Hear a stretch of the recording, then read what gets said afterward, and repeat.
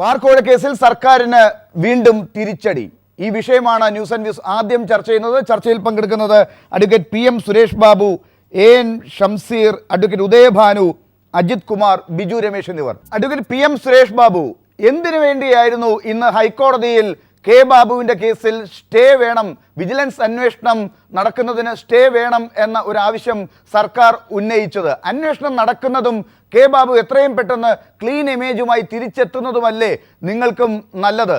എന്തുകൊണ്ട് അത് തടയുന്നതിനുള്ള ശ്രമം ഉണ്ടായി?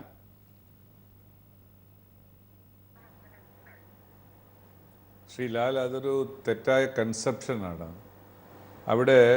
അവിടെയുള്ളൊരു വിഷയം എന്താണെന്ന് വെച്ചാൽ, ഇത് കോടതിയിൽ വന്നത്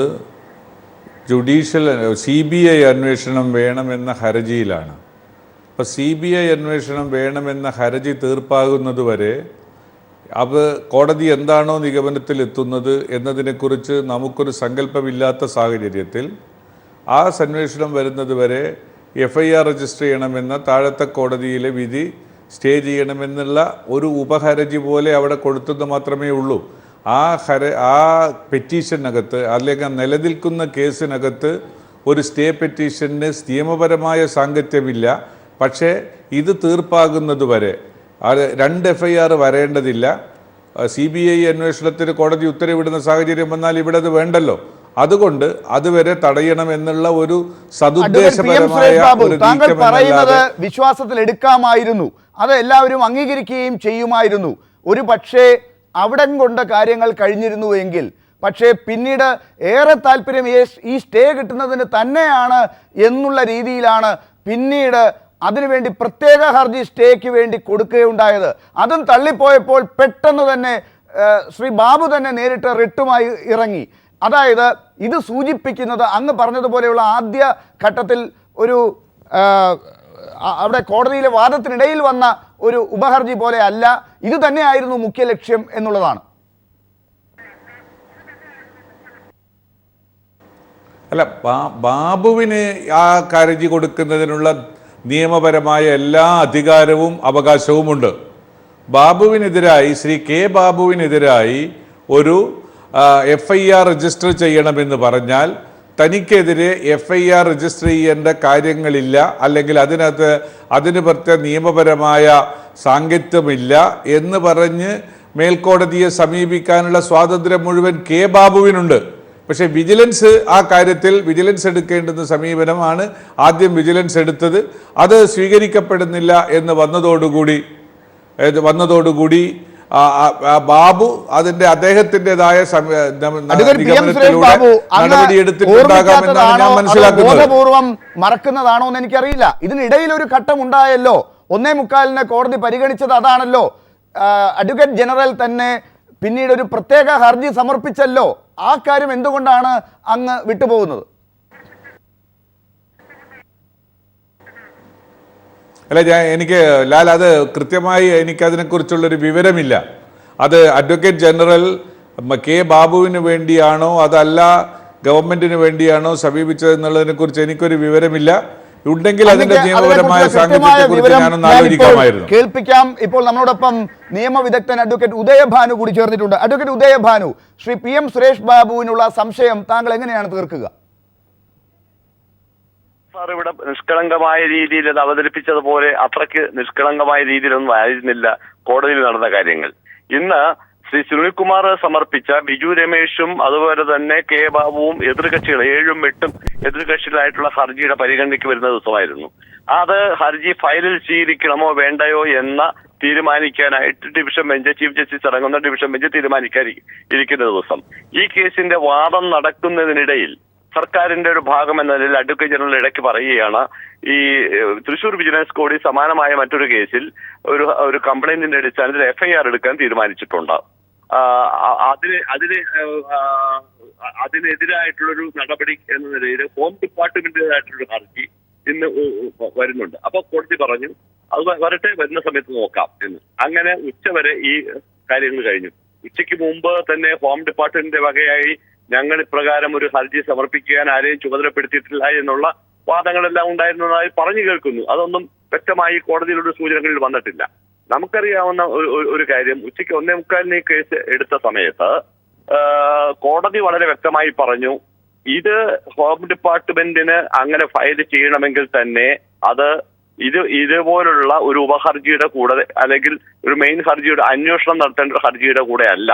അത് വളരെ വ്യക്തമായി ക്രിമിനൽ പലവക ഹർജി കേൾക്കുന്ന ഇപ്പോൾ അതിന്റെ ചുമതലയുള്ള ജസ്റ്റിസ് കമാൽ പാഷ നയിക്കുന്ന ബെഞ്ചിലാണ് അത് വരേണ്ടിയത്.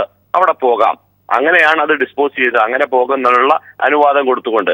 അതായത് വളരെ വ്യക്തമായി പറഞ്ഞാൽ ക്രിമിനൽ പലവക ഹർജി ഇതിലെ ആരോപണ വിധേയനായിട്ടുള്ള ശ്രീ കെ ബാബു സമർപ്പിക്കാൻ ഇടയായി കഴിഞ്ഞാൽ അദ്ദേഹത്തിന് പ്രതികൂലമായ വിധി വന്നേക്കും എന്ന ആശങ്കയും ഭയവും ഉള്ളതുകൊണ്ട് ആ ബെഞ്ചിനെ അവോയ്ഡ് ചെയ്യുന്നതിന് വേണ്ടി ചീഫ് ജസ്റ്റിസിന്റെ കോടതിയിൽ വളരെ സൗകര്യപൂർവ്വം ഇപ്രകാരം ഒരു ഹർജി ഫയൽ ചെയ്തതാണെന്ന് ഈ അഡ്വക്കേറ്റ് ആർട്ട് ഒക്കെ അറിയാവുന്ന ആർക്ക് പോലും അല്ലാതെ ഉള്ള എല്ലാവർക്കും വളരെ വ്യക്തമായി മനസ്സിലാകുന്ന കാര്യമാണ്. ഇതൊരു ബെഞ്ച് ഹണ്ടിങ് തന്നെയായിരുന്നു.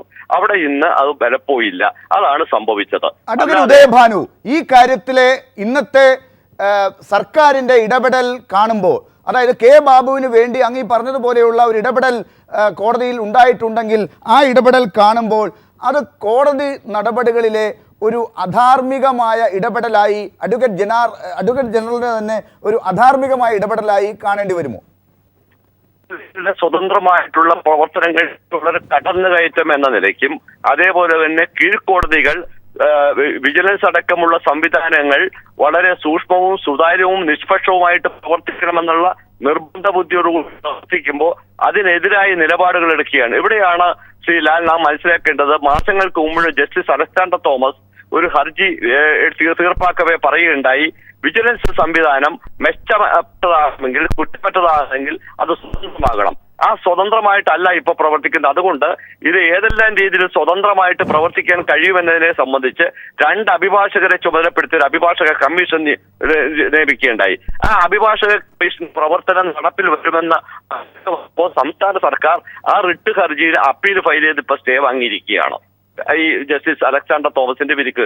അത് സൂചിപ്പിക്കുന്നത് ഈ സംസ്ഥാനത്ത് സ്വതന്ത്രമായിട്ടുള്ള വിജിലൻസ് സംവിധാനം പ്രവർത്തിക്കാൻ ഞങ്ങൾ അനുവദിക്കുകയില്ല ഏത് നിലയ്ക്കും എന്ന് ഈ ഗവൺമെന്റ് ഇച്ഛാശക്തിയോടുകൂടി തീരുമാനിക്കുകയും അത് നടപ്പാക്കുന്നതിന് വേണ്ടി ഡിവിഷൻ ബെഞ്ചിന് ഹർജിയുമായിട്ട് പോകാൻ വരെ സന്നദ്ധരായിരിക്കുന്നു. അങ്ങനെയുള്ള ഈ ഗവൺമെന്റ് ഈ വിജിലൻസ് അന്വേഷണം നടത്തിയാൽ എവിടെ എന്ത് തീർപ്പാണ് വരാൻ പോകുന്നത്? അതിനിടയിൽ താങ്കൾ സ്റ്റുഡിയോയിലേക്ക് എത്തിച്ചേരുമെന്നും പ്രതീക്ഷിക്കുന്നു. ശ്രീ എൻ ഷംസീർ, നേരത്തെ ശ്രീ അഡ്വക്കേറ്റ് PM സുരേഷ് ബാബു പറഞ്ഞത് സാധാരണ രീതിയിലുള്ള ഒരു കോടതി നടപടിക്രമത്തിനിടയിൽ സ്റ്റേക്ക് വേണ്ടി പറയുകയും അത് ലഭിച്ചില്ല എന്നുള്ളതും ആണ്. അതിന് വളരെ കൂടുതലായി ഒരു പരിഗണന കൊടുക്കേണ്ടതില്ല, ഒരു തിരിച്ചടിയായൊന്നും കാണേണ്ടതില്ല എന്നാണ്. അതിപ്പോൾ അഡ്വക്കേറ്റ് ഉദയഭാനു അവിടെ നടന്ന സംഭവങ്ങൾ വിവരിക്കുകയും ചെയ്തു. ഇത് ഉമ്മൻചാണ്ടിയുടെ കുരുട്ടുബുദ്ധിക്കേറ്റ തിരിച്ചടി എന്ന് കോടിയേരിയും പ്രതിപക്ഷവും ഒക്കെ ഉറച്ചു വിശ്വസിക്കുന്നതിന് കാരണമെന്ത്?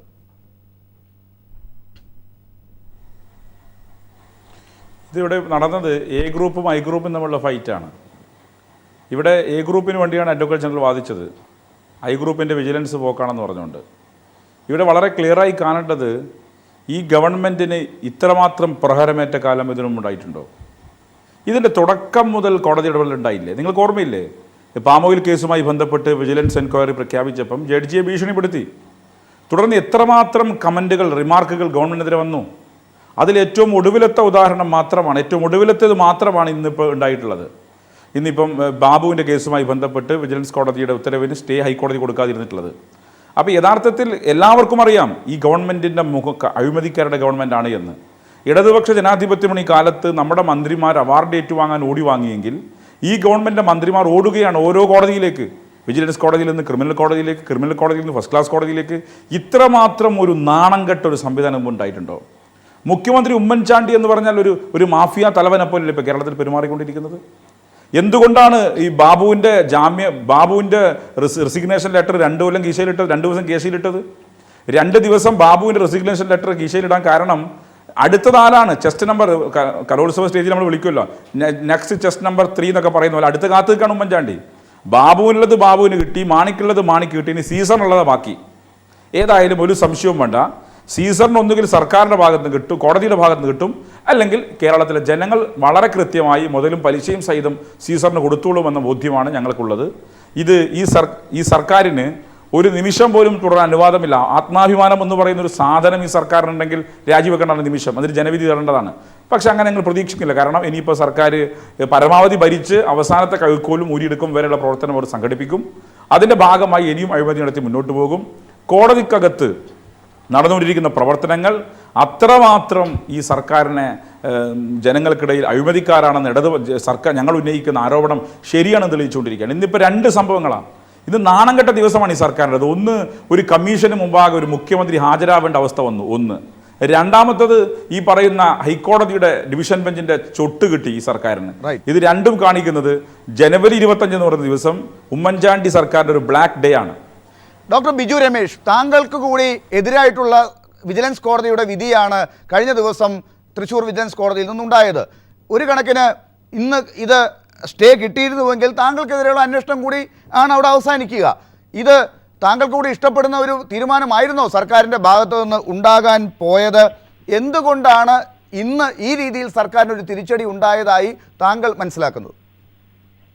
ഒന്നാമത് കേരളത്തിലെ ജനങ്ങളും കോടതിയും ഒക്കെ ഇത് വളരെ വ്യക്തമായി കണ്ടുകൊണ്ടിരിക്കുന്നതാണ്. ഇവിടെ നടക്കുന്ന കാര്യങ്ങളും അവർക്ക് സത്യാവസ്ഥ ജനത്തിന് മനസ്സിലാവുന്നുണ്ട്, കോടതിക്ക് മനസ്സിലാവുന്നുണ്ട്. മനസ്സിലാവാത്ത ഇവിടെ ഒരാൾക്ക് മാത്രമേ ഉള്ളൂ, മുഖ്യമന്ത്രിക്ക് മാത്രമേ ഉള്ളൂ. അപ്പൊ ഇത് ബാബു വളരെ കുറച്ച് വിശ്വാസമുണ്ടായിരുന്നു ബാബുവിന്റെ പേർക്ക് എഫ്ഐആർ ഇടില്ല എന്ന് ആരൊക്കെയോ ഉറപ്പ് കൊടുത്തിരുന്നു. കാര്യം ബാബുവിന്റെ പേർക്ക് എഫ്ഐആർ ഇട്ട് കഴിഞ്ഞാൽ ബാക്കി പണം പോയതിന്റെ കാര്യങ്ങൾ ബാബുവിന് അറിയാം. ബാബു പലർക്കും ഈ 25 കോടി പൊരിച്ചതിന്റെ വിഹിതങ്ങൾ കൊടുത്തിട്ടുണ്ട്.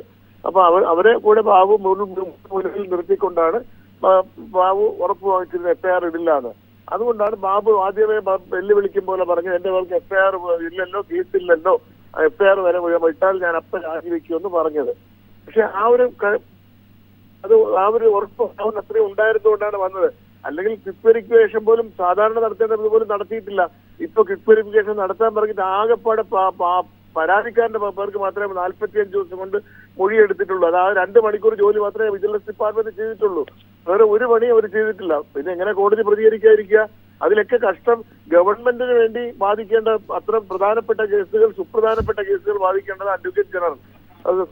ആ അഡ്വക്കേറ്റ് ജനറൽ വാദിക്കുന്നത് ഒരു അഴിമതിക്കാരനായ ഒരു മന്ത്രി, അദ്ദേഹം കോടിക്കണക്കിന് രൂപയുടെ അഴിമതി നടത്തി അതിന് അപ്പീലുമായി ഹൈക്കോടതിയിൽ വന്ന് വാദിക്കുക എന്ന് പറയുന്നതിന് സംസ്ഥാനത്തിന് എന്തുമാത്രം ലജ്ജാകരമാണ്.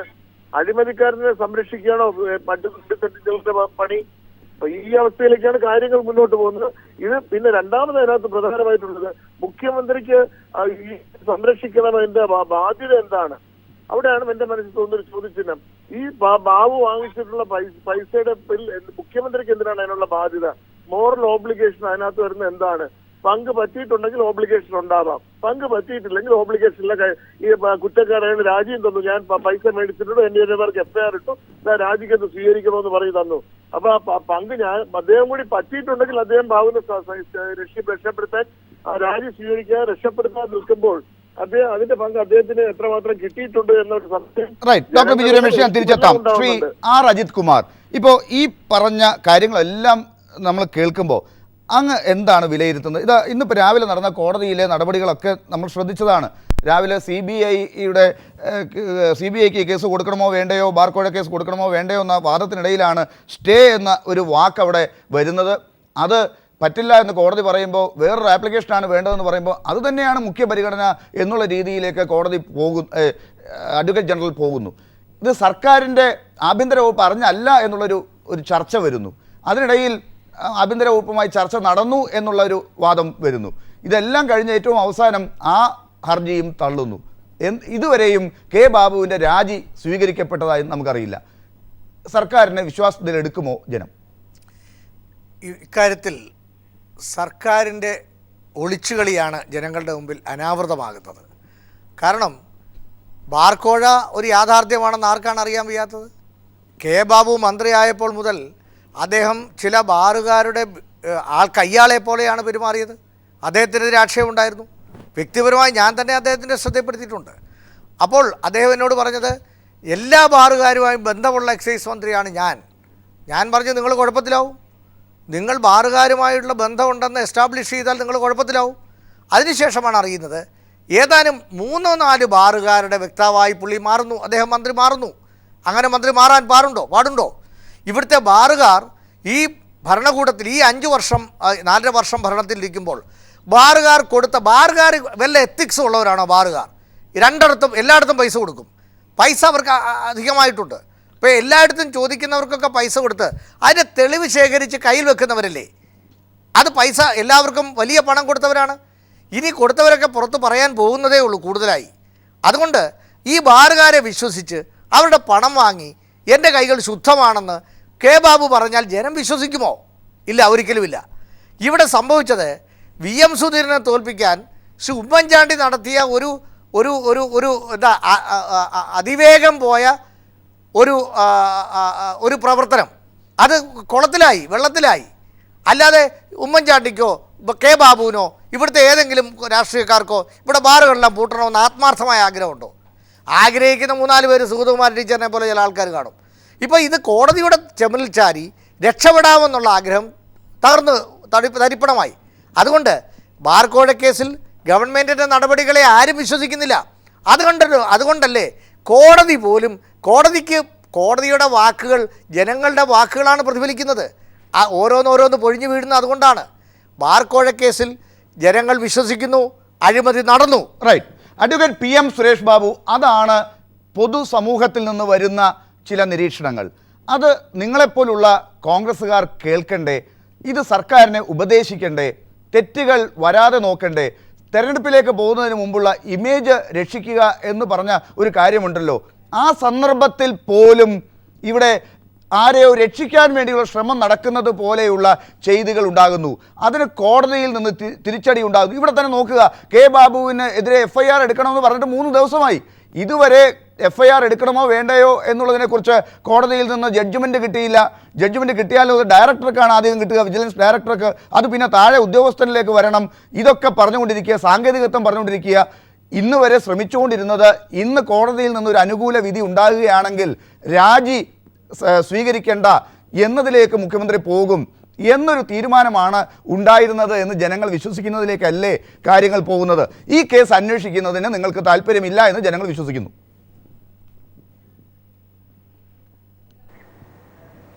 അല്ല, ജനങ്ങൾ എന്നത് ഒരു ആപേക്ഷികമായ ഒരു നിർവചനമാണല്ലോ. ശ്രീ ലാല് മുന്നിൽ കാണുന്ന ജനങ്ങളല്ല ഞാൻ മുന്നിൽ കാണുന്നതെങ്കിൽ അതിൻ്റെ ഒരു വെറാസിറ്റി വേറെ തന്നെയാണല്ലോ. അപ്പം നമ്മൾ അതിനെ അങ്ങനെ ഒരു നിഗമനത്തിലേക്ക് എത്താൻ ശ്രമിക്കാതിരിക്കുക. പൊതുസമൂഹത്തിൻ്റെ മുമ്പിൽ നമുക്ക് വ്യാഖ്യാനിക്കാൻ കഴിയുന്ന രീതികൾ എന്ത്, പ്രവൃത്തി എന്ത്, ഇതൊക്കെയാണല്ലോ വസ്തുത. ഇവിടെ ഈ ചർച്ചയിൽ ആളെ ഒറ്റതിരിച്ച് ഒരു മാത്രമാണല്ലോ ഈ ഗവൺമെൻറ്റിനെ പിന്തുണയ്ക്കുന്നതായി തോന്നുന്ന ഒരാൾ. അപ്പോൾ ബാക്കിയുള്ള മുഴുവൻ ആളുകളും ലാലും ഒരുമിച്ചിരുന്നു കൊണ്ട് പൊതുസമൂഹത്തിൻ്റെ മൊത്തം അവകാശം ഏറ്റെടുത്ത് എന്നോടിങ്ങനെ ചോദിച്ചാൽ ഞാനതിന് മറ്റെന്താ മറുപടി പറയുക? PM സുരേഷ് ബാബു, അതിനകത്തൊരു തെറ്റിദ്ധാരണ ഉണ്ടാകാതിരിക്കാൻ വേണ്ടി ഞാനൊന്ന് ഇടപെട്ട് പറയട്ടെ. മുൻപും പലതവണ പറഞ്ഞിട്ടുള്ളതാണ്, സർക്കാരിനെ പ്രതിനിധീകരിച്ച് ഒരാളല്ലേ ചർച്ചയിൽ ഉണ്ടാകുക. പിന്നെ മറ്റു പല സ്ഥാപനങ്ങളെ പ്രതിനിധീകരിച്ചാണ് ഇവിടെ ബാക്കിയുള്ള പ്രതിപക്ഷത്തു നിന്ന് ഒരാളുണ്ട്, കോടതിയിൽ കാര്യങ്ങൾ കണ്ട ഒരു വക്കീലുണ്ട്, ഈ കേസിലെ കോടതി കേസെടുക്കണമെന്ന് പറഞ്ഞ മറ്റൊരാൾ കൂടിയുണ്ട്, ബിജു രമേശ്, മാധ്യമപ്രവർത്തകനായ ശ്രീ അജിത് കുമാർ പൊതുസമൂഹത്തിൻ്റെ ഭാഗമായി മറ്റൊരു ഭാഗത്തുണ്ട്. ഇവരെല്ലാവരും നിങ്ങൾക്ക് വേണ്ടി പറയണമെന്ന് പറഞ്ഞാൽ എങ്ങനെ നടക്കും? ഞാനൊരു 5 കോൺഗ്രസ്സുകാരെ കൂടെ ഈ ചർച്ചയിൽ കൊണ്ടുവരാൻ തയ്യാറാണ് നിങ്ങൾ വരുമെങ്കിൽ. അല്ല ലാൽ, ഒരു കാര്യമുണ്ട്. ഈ PM സുരേഷ് ബാബുവിനെ പോലെ കറകളഞ്ഞ കൈകൾ പരിശുദ്ധിയുള്ള കോൺഗ്രസ്സുകാരുണ്ട്. അവർ നേതൃത്വത്തിലേക്ക് വരാൻ വേണ്ടിയാണ് പൊതുസമൂഹം ആഗ്രഹിക്കുന്നത്, ഞങ്ങളെപ്പോലുള്ള ആൾക്കാർ ആഗ്രഹിക്കുന്നത്. അല്ലാതെ അഴിമതിക്കാർ മന്ത്രിമാരാകണമെന്നല്ല, ഈ അഴിമതി ആരോപണ വിധേയർ ഇവിടെ നേതാക്കന്മാരെ വരണമെന്നല്ല. ശ്രീ PM സുരേഷ് ബാബുവിനെ കോഴിക്കോട്ട് തളച്ചിടാൻ ആഗ്രഹമില്ലാത്ത ശ്രീ അജിത് കുമാറിനെ പോലുള്ളവരാണത് പറയുന്നത്. ശ്രീ സുരേഷ് ബാബു,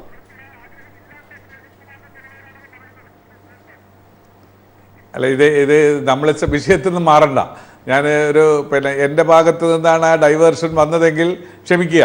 പക്ഷേ ഒരു വസ്തുത എന്താണ്, നമ്മളെ സംബന്ധിച്ചിടത്തോളം ഈ കാര്യത്തിൽ ശ്രീ ബാബുവിനെതിരായ കോടതി പരാമർശം, ആ കോടതി പരാമർശത്തിൻ്റെ വെറാസിറ്റിയെക്കുറിച്ച് എനിക്കടക്കമുള്ള ആളുകൾക്ക് അഭിപ്രായ വ്യത്യാസങ്ങളൊക്കെ ഉണ്ടാകാം.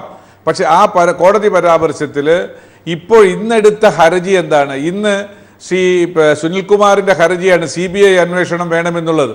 അതിനകത്ത് CBI അന്വേഷണമാണ് തീരുമാനിക്കപ്പെടുന്നതെങ്കിൽ അങ്ങനെയാകുമ്പോൾ ഇവിടെ ഒരു FIRൻ്റെ ആവശ്യമില്ലല്ലോ, ഇവിടെ ഒരു അന്വേഷണത്തിൻ്റെ ആവശ്യമില്ലല്ലോ. അതുകൊണ്ടൊരു സ്റ്റേ വേണം എന്ന് പറഞ്ഞത് വേണ്ട, സ്റ്റേ വേണ്ട, ഇത് തീരുമാനം വരുന്നത് വരെ അതിനനുസരിച്ച് പോകാം, ഞങ്ങൾ അതനുസരിക്കാൻ തയ്യാറാണ്. പക്ഷെ അത് അവിടെ കോൺഗ്രസ് അതനുസരിക്കാൻ തയ്യാറാണ്, ബാബു അതനുസരിക്കാൻ തയ്യാറാണ്, ഗവൺമെന്റ് അതനുസരിക്കാൻ സ്റ്റേ തയ്യാറാണ്. വേണമെന്നുണ്ടെങ്കിൽ വേറെ ചില നടപടിക്രമങ്ങൾ വേണമെന്ന് പറഞ്ഞപ്പോ ഈ CBIയുടെ കേസ് അതിന്റെ പിറകെ വാദിച്ച് ജയിക്കാൻ പോകുന്നതിന് പകരം അതെല്ലാം അവിടെ ഇട്ടിട്ട് ഓടിയത് മറ്റേ ഹർജി തയ്യാറാക്കാനായിരുന്നു.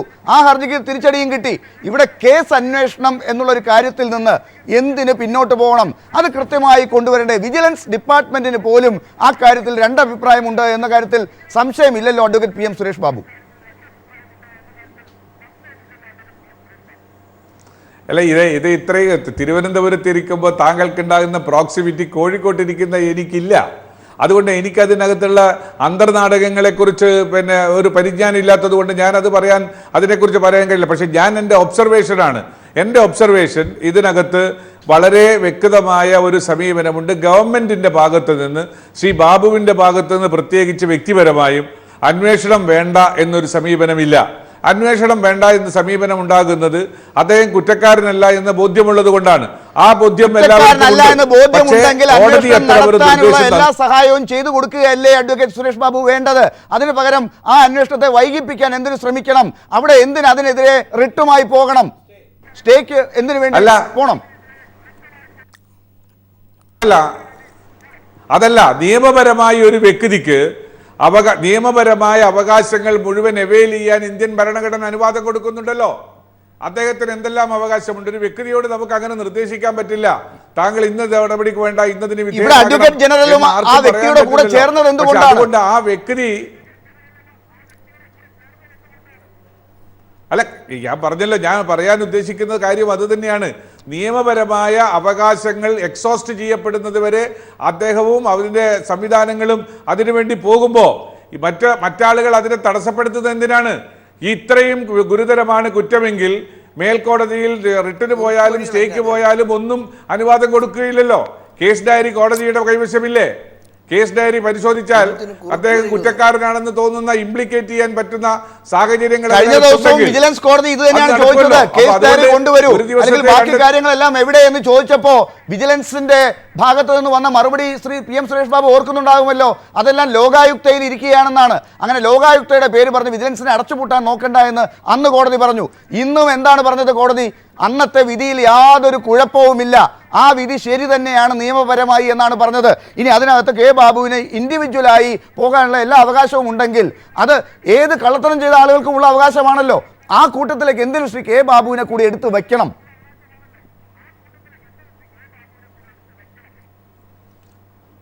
അഡ്വക്കേറ്റ് ജനറൽ, ഇതിനകത്ത് നമ്മൾ എടുക്കേണ്ടുന്ന ഒരു വിഷയം മറ്റൊന്നുമില്ല. ഒരു വ്യക്തിക്ക് അവകാശപ്പെട്ട നിയമപരമായ വഴികൾ അത് അവെയിൽ ചെയ്യാനുള്ള സ്വാതന്ത്ര്യത്തെ അനുവദിച്ചു കൊടുക്കാൻ നമ്മൾ കാത്തു നിൽക്കുക. അതല്ലാതെ അതിനുവേണ്ടി ഒരു ദിവസം താമസിച്ചു പോയത് കൊണ്ട് ലോകം അടിമേൽ മറിഞ്ഞൊന്നും പോകുന്നു. ഒരു ദിവസം കൂടി താമസിച്ചതുകൊണ്ട് എന്താണ് കാര്യം? ഈ കേസ് ഇന്ന് തന്നെ തീർപ്പാക്കുന്നതിന് വേണ്ടി എല്ലാവരും എന്തിന് നിർബന്ധം പിടിക്കുന്നു എന്നാണ്. അത് കോടതിക്കും മനസ്സിലായില്ല, നിങ്ങളെപ്പോലുള്ളവർക്കും ആർക്കും മനസ്സിലാകുന്നില്ല. എല്ലാവരും കൂടി എന്തിനാണ് ഇങ്ങനെ ഒരാളെ പിടിച്ചിരുത്തി, കോൺഗ്രസിൽ നിന്ന് ഒരാളെ പിടിച്ചിരുത്തി എല്ലാ ദിവസവും വൈകുന്നേരം ഇങ്ങനെ കഷ്ടപ്പെടുത്തുന്നത്? ഇവിടെ ഈ അജിത് കുമാർ എന്നൊക്കെ പറഞ്ഞ് മറുഭാഗത്തിരിക്കുന്ന പത്രപ്രവർത്തകൻ പല ഘട്ടങ്ങളിലും അദ്ദേഹവും ഞങ്ങളൊക്കെ ആയിട്ട് കൊമ്പ് കൊടുത്തിട്ടുണ്ട് പല ചാനലിനകത്തും. അദ്ദേഹം ഇടതുപക്ഷത്തെ വിമർശിക്കുന്ന ഒരാളാണ്. പക്ഷേ ഇവിടെ കാണേണ്ടത് നിങ്ങളുടെ ഭാഗത്ത് ന്യായമില്ല. ഇപ്പോൾ സുരേഷ് ബാബു അഡ്വക്കേറ്റ് നന്നായി സംസാരിക്കാൻ പ്രാപ്തിയുള്ള കഴിവുള്ള ഒരാളാണ്. പക്ഷേ ന്യായം വേണ്ട നിങ്ങളുടെ ഭാഗത്ത്. ന്യായത്തിൻ്റെ കടിക അല്പമെങ്കിലും അവശേഷിക്കുന്നുവെങ്കിൽ നിങ്ങൾക്ക് ഡിബേറ്റ് ചെയ്ത് ജയിക്കാൻ സാധിക്കുമായിരുന്നു. ഡിബേറ്റ് ചെയ്ത് ജയിക്കാൻ സുരേഷ് ബാബുവിന് സാധിക്കാത്തത് സുരേഷ് ബാബുവിൻ്റെ ഭാഗത്ത് ഒരു തരി പോലും കഴമ്പിൽ ന്യായമില്ല എന്നുള്ളത് കൊണ്ടാണ്. ബാബു അഴിമതിക്കാരനാണെന്ന കാര്യത്തിൽ ആർക്കും സംശയമില്ല. ബാബു അഴിമതിക്കാരനാണെന്ന് ഇപ്പോൾ കോടതി കൂടി കണ്ടെത്തിയിരിക്കുന്നു. ബാബു മാത്രമല്ല എന്ന അഭിപ്രായമാണ് ഞങ്ങൾക്ക്. അത് തന്നെയാണ് സുരേഷ് ബാബു സൂചിപ്പിക്കുന്നത്. എന്തിന് അദ്ദേഹത്തിൽ മാത്രം ഒറ്റ തിരിഞ്ഞ് ആക്രമിക്കുന്നു? അദ്ദേഹം മാത്രമല്ലല്ലോ, അതിൻ്റെ ക്യാപ്റ്റനായിരിക്കുന്ന ഉമ്മൻചാണ്ടി ഉണ്ടല്ലോ. അഴിമതിയുടെ എപ്പിസെന്റർ പ്രഭവകേന്ദ്രം മുഖ്യമന്ത്രി ഓഫീസാണല്ലോ. ആ മുഖ്യമന്ത്രി ഓഫീസ് കൂടി മുഖ്യമന്ത്രിയും മുഖ്യമന്ത്രിയുടെ കൂട്ടാളികളുമാണല്ലോ. മുഖ്യമന്ത്രി ഉൾപ്പെടെ ഈ പറയുന്ന ബാബുവിനെ പിടിച്ചാൽ നെക്സ്റ്റ് ഉമ്മൻചാണ്ടിയാണ്. ചെന്നിത്തല ഒരു ഭാഗത്തുണ്ട്, PS ശിവകുമാർ വേറൊരു ഭാഗത്തുണ്ട്. അപ്പൊ ബാർ മുതലാളിമാരുടെ കൈക്കൂലി വാങ്ങിച്ച മന്ത്രിമാരാണ് ഭൂരിഭാഗവും. ഇപ്പൊ ലിസ്റ്റ് പുറത്താക്കിയിരിക്കുന്ന മധ്യനിര തകർന്നു, UDFന്റെ മധ്യനിര തകർന്നു. ഇനി ബാക്കിയിരിക്കുകയാണ്. ഇവർ പൂർണ്ണമായും തകർന്നടിയുന്ന കാര്യത്തിൽ ഞങ്ങൾക്കൊരു സംശയവുമില്ല. ഇവിടെ അന്തസ്സുണ്ടെങ്കിൽ ഇപ്പൊ രാജിവെച്ച് പോയിക്കോ. ഞങ്ങൾ മാണിയോട് എന്നാ പറഞ്ഞതാ, KM മാണിയോട് ഞങ്ങൾ ബഡ്ജറ്റുമായി ബന്ധപ്പെട്ട സമരം നടത്തുമ്പം ഇടതുപക്ഷത്തിന്റെ അല്ലെങ്കിൽ സമരത്തെ മാനിച്ചുകൊണ്ട് ഇപ്പൊ രാജിവെച്ചു പോയാൽ തൽക്കാലം തടികൈച്ചലാക്കാം. രാജിവെക്കാൻ നിന്നില്ല, പകരം എന്തുണ്ടായി? അവസാനം അപമാനിതനായി രാജിവെച്ച് ഒഴിയേണ്ടി വന്നു എന്നുള്ളതാണ്. അതിന് സമാനമായ സാഹചര്യം ഞാൻ ഇപ്പോൾ ഇവിടെ വീണ്ടും ഉരുത്തിരിഞ്ഞിരിക്കുന്നത്. ഇവിടെ ബാബുവും നേരത്തെ തന്നെ ആരോപണം ഉയർന്നു വന്ന പശ്ചാത്തലത്തിൽ ഈ ആരോപണത്തിൽ വസ്തുതയില്ല എന്ന് ബോധ്യപ്പെടുന്നതിന് ശേഷം ഞാൻ തിരിച്ചു വരാമെന്ന് പറയുന്നതിന് പകരം അവിടെ കടിച്ചു തൂങ്ങിയപ്പം ഒടുവിൽ കോടതിയുടെ റിമാർക്ക് ഉണ്ടായി, നാണം കെട്ട് ഇറങ്ങിപ്പോകേണ്ടി വന്നു. ബാബുവിനുണ്ടായ ഗതി, ഇവിടെ മാണിക്കുണ്ടായ ഗതി ഇനി ഉണ്ടാകാൻ പോകുന്നത് ഉമ്മൻചാണ്ടിക്കും ചെന്നിത്തലക്കും ശിവകുമാറിനുമായിരിക്കും. ഇന്ന് കോടതിക്കകത്ത് നടന്ന വാദം AI ഗ്രൂപ്പ് തമ്മിലാണ്. A ഗ്രൂപ്പിന് വേണ്ടിയാണ് വാദിച്ചത്. ഞാൻ ചോദിക്കുന്ന, അഴിമതിക്കാർക്ക് വേണ്ടി വാദിക്കാനാണ് അഡ്വക്കേറ്റ് ജനറലിന്റെ പണി?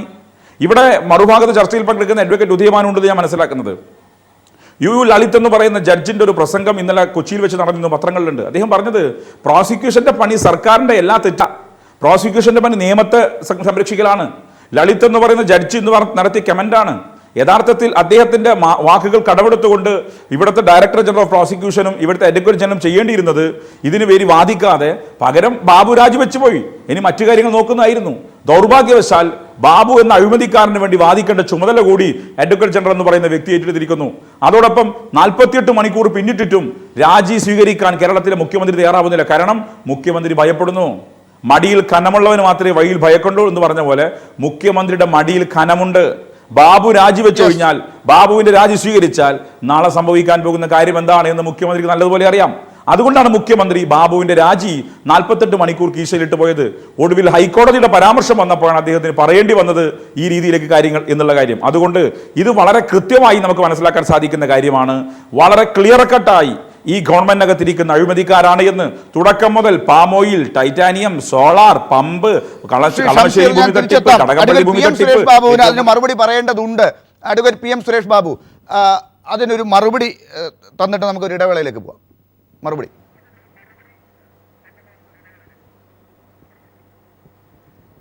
ഷംസീർ ഇപ്പൊ സംസാരിച്ചിട്ടുള്ളത് മുഴുവൻ കാലാകാലമായി ഇടതുപക്ഷ പ്രസ്ഥാനങ്ങൾ കോൺഗ്രസിനെതിരായി ഈ ഗവൺമെന്റിനെതിരായി പറഞ്ഞുകൊണ്ടിരിക്കുന്ന കാര്യങ്ങൾ ആവർത്തിച്ചു എന്ന് മാത്രമേ ഉള്ളൂ.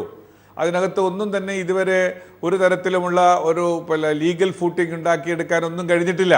അപ്പോൾ അതിനെക്കുറിച്ച് വളരെ വ്യക്തമായ ഒരു മറുപടി ഒന്നും നമുക്ക് ആവശ്യമില്ലല്ലോ. കാരണം എന്ത് കാര്യങ്ങളിലാണ്, ഏത് കാര്യങ്ങളിലാണ്, എല്ലാ വസ്തുതകൾ വന്നപ്പോഴും കേരളത്തിൻ്റെ മുഖ്യമന്ത്രി പറഞ്ഞത് എന്താ? ഏത് അന്വേഷണത്തെയും നേരിടാൻ ഞങ്ങൾ തയ്യാറാണ്, എന്താണെങ്കിലും തയ്യാറാണ്. അത് പറഞ്ഞിട്ട് എല്ലാ സംഗതികളെക്കുറിച്ചും നമ്മൾ കൊടുക്കേണ്ടുന്ന ആത്മാർത്ഥമായ സമീപനം കൊടുക്കുകയും ഈ വസ്തുതകൾ ഇങ്ങനെ പറഞ്ഞുകൊണ്ടേയിരിക്കുകയും ചെയ്യുകയാണ്. അതിന് അവിടുന്ന് മെയ് മാസം വരെ അത് പറഞ്ഞുകൊണ്ടിരിക്കും. ഷംസീറിന് അത് നിയമപരമായി ചെയ്യേണ്ട എല്ലാ കാര്യങ്ങളും ചെയ്തിട്ടുണ്ട് എന്ന് PM സുരേഷ് ബാബു വിശ്വസിക്കുന്നുണ്ടെങ്കിൽ പറയേണ്ടത് ഈ FIR ഇടാൻ പറഞ്ഞിട്ട് 3 ദിവസമായിട്ട് എന്തുകൊണ്ട് FIR ഇതുവരെ ഇട്ടില്ല ശ്രീ PM സുരേഷ് ബാബു?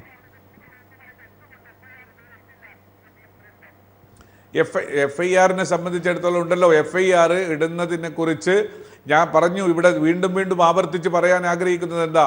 ഈ കേസ് CBI അന്വേഷിക്കണമെന്ന ഒരു ഹർജി ഇന്ന് കോടതിയിൽ വരികയായിരുന്നു. അതുകൊണ്ട് FIR വേണമോ? ഈ തൽക്കാലം ഇതൊന്ന് അതെന്തിനാണ് വിജിലൻസ് നോക്കുന്നത്? ഇന്ന് ഒരു കോടതിയിൽ ഒരു കേസ് വരുന്നുണ്ടോ, നാളെ വേറെ ഏതെങ്കിലും കേസ് വരുന്നുണ്ടോ, അതുവരെ നമുക്ക് ചുമ്മാതിരിക്കാം, ജോലി ചെയ്യേണ്ട എന്ന് എന്തിനാണ് വിജിലൻസ് വിചാരിക്കുന്നത്? വിജിലൻസ് കോടതി പറഞ്ഞ ആ കാര്യം കേട്ടാൽ പോരെ, അവർ ആ കാര്യത്തിലുള്ള വിധി അങ്ങ് നടപ്പിലാക്കിയാൽ പോരെ. അതിനി എന്തെങ്കിലും തടസ്സം ഉണ്ടാക്കാൻ ആരെങ്കിലും ശ്രമിക്കുമെങ്കിൽ അതും കൂടി കഴിഞ്ഞിട്ടാകാമെന്ന് എന്തിനാണ് വിജിലൻസ് വിചാരിക്കുന്നത്? അതിനാരെങ്കിലും വിജിലൻസിനെ സമ്മർദ്ദം ചെയ്യുന്നുണ്ടോ? താങ്കൾ ഇത് പറയുന്നത് കേൾക്കുമ്പോൾ അങ്ങനെ സംശയം തോന്നുന്നു ശ്രീ സുരേഷ് ബാബു. അല്ല, അങ്ങേക്ക് സംശയിക്കാനുള്ള എല്ലാ സ്വാതന്ത്ര്യവും ഞാൻ അനുവദിച്ചു തരുന്നു. അതിനെ ഞാനൊന്നും പറയുന്നില്ല. പക്ഷേ ഇവിടെ വന്ന സുനിൽകുമാർ എന്ന് പറയുന്ന MLA നൽകിയ ഹർജിയാണ് ഇന്ന് വരുന്നത്. സുനിൽകുമാർ MLA-യുടെ ഹർജിയാണ് ഇന്ന് വരുന്നത്. സുനിൽകുമാർ MLA-യുടെ ഹർജി വരുന്നത് വിജിലൻസ് നോക്കിയിരിക്കുന്നത്. അവർക്ക് വിജിലൻസ് കോടതിയുടെ വിധി കയ്യിൽ ഉണ്ടല്ലോ, അതങ്ങ് നടപ്പിലാക്കിയാൽ മതിയല്ലോ. അല്ലല്ല, അങ്ങനെ വേണ്ട, അങ്ങനെയല്ലല്ലോ. ഒരു സബ്ജക്ട് മാറ്ററിനെ കുറിച്ച്, ഒരു വിഷയത്തെക്കുറിച്ച് 2 അന്വേഷണവും 2 FIR-ഉം ആവശ്യമില്ലാത്തത് കൊണ്ടാണ്. അതാണ് വിജിലൻസ് അന്വേഷിക്കുന്നത്. വിജിലൻസ് തന്നെയാണ് അതിനെയും അത് കോടതിയിൽ നിന്ന് തീർപ്പാക്കിയല്ലോ. അങ്ങനെ കുഴപ്പമൊന്നുമില്ല, ഈ FIR ഇട്ടോളൂ, ആ കോടതിയുടെ വിധിയിൽ യാതൊരു കുഴപ്പവും ഇല്ല എന്ന് ഇന്ന് ഹൈക്കോടതി തീർപ്പാക്കിയല്ലോ. പിന്നെ എന്ത് സംശയം? അത് ഇന്നല്ലേ പറഞ്ഞത്. ഇനി സമയമുണ്ടല്ലോ. ഇന്ന് ഉച്ച കഴിഞ്ഞല്ലേ അതിനെക്കുറിച്ച് ഒരു തീരുമാനം വന്നത്. ശ്രീ കെ ബാബുവിന്റെ ഇന്ന് രാജി തീരുമാനം സ്വീകരിക്കാതിരുന്നതും അപ്പോൾ ഇന്നത്തെ വിധി വരുന്നതുവരെ കാത്തിരിക്കാമെന്ന് മുഖ്യമന്ത്രി കരുതിയത് കൊണ്ടാണോ?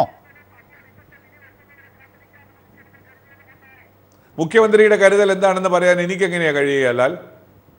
മുഖ്യമന്ത്രിക്ക് ഇത്തരം കാര്യങ്ങളിൽ തീരുമാനമെടുക്കാനുള്ള പ്രൊറോഗേറ്റീവ് ഉണ്ടല്ലോ. അത് അവരുടെ യുക്തിക്കനുസരിച്ചുള്ള തീരുമാനങ്ങൾ എടുക്കും. ഏതായാലും അദ്ദേഹം രാജിവെച്ചിട്ടുണ്ട്, രാജിക്കത്ത് കൊടുത്തിട്ടുണ്ട്. മുഖ്യമന്ത്രി അത് അർഹമായ അതിന് അപ്രോപ്രിയേറ്റ് ആയിട്ടുള്ള സമയത്ത് ഗവർണർക്ക് അത് കൈമാറുകയും ഉദയഭാനു പക്ഷേ ഇന്ന് സർക്കാരിന്റെ പ്രോസിക്യൂഷൻ അതായത് അഡ്വക്കേറ്റ് ജനറൽ ഇന്ന് വാദിച്ചത് വിജിലൻസ് കോടതി രാഷ്ട്രീയം കളിക്കുകയായിരുന്നു എന്നാണ്.